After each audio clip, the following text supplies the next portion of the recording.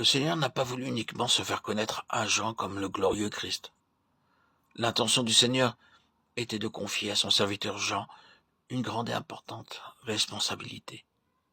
C'est ce que nous voyons dans les 2 derniers versets du 1er chapitre du livre de l'Apocalypse. Écris donc les choses que tu as vues, et celles qui sont, et celles qui doivent arriver après elles. Le mystère des 7 étoiles que tu as vues dans ma main droite, et des 7 chandeliers d'or.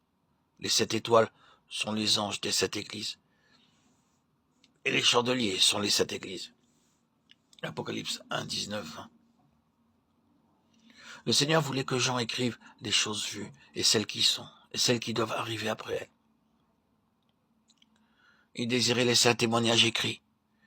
Il ordonna donc à Jean d'écrire pour compléter le témoignage de son œuvre sur terre.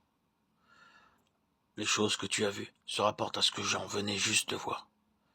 La vision du glorieux Christ. Les choses qui sont se réfèrent aux choses toujours présentes, qui englobent la période de l'Église. Car le Seigneur plus loin déclare que les 7 étoiles sont les 7 anges des 7 églises, et les 7 chandeliers sont les 7 églises. Le verbe être, en grec, est au présent. Il en est de même pour le verbe du verset 19. Les choses qui sont fait allusion aux choses de l'Église.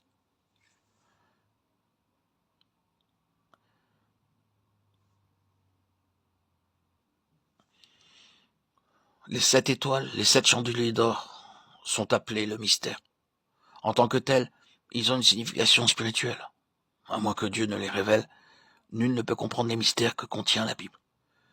Mais par le moyen de la révélation que Dieu donne, les mystères ne sont plus des choses que l'on ne puisse connaître. Daniel 2, 28 et de 18, 23. Le mystère des 7 étoiles, des 7 chandeliers d'or, a déjà été expliqué à Jean par le Seigneur. Saisissons-le avec un esprit paisible. Le Seigneur tient dans sa main droite les 7 étoiles. Cela montre que le Seigneur exerce une pleine autorité sur ceux qui symbolisent les lumières célestes et qui doivent exercer leur responsabilité dans l'Église, où ils ont été placés. La main droite du Seigneur, cette main puissante, seule rend les étoiles capables de briller selon sa volonté. C'est aussi la puissante main droite du Seigneur qui seule peut soutenir et garder ces étoiles. 7 étoiles, que représentent-elles? Le Seigneur l'explique à Jean en disant que ces 7 étoiles sont les anges des 7 églises. Qui sont donc ces anges qui sont mentionnés ici? Les commentateurs ont donné diverses explications. En premier lieu, remarquons que ces anges ne sont pas des anges qui seraient dans le ciel, puisque ce sont des anges qui sont parmi les hommes. Jean écrit aux anges des 7 églises. S'il en est ainsi, alors il est donc évident que Jean n'écrit pas aux anges dans le ciel. Ainsi donc, ces anges doivent représenter non pas des êtres célestes, mais se référer à certaines personnes qui sont dans les églises.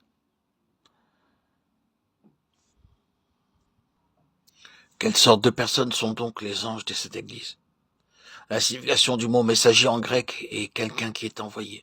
Ces anges ou ces messagers sont les représentants des églises.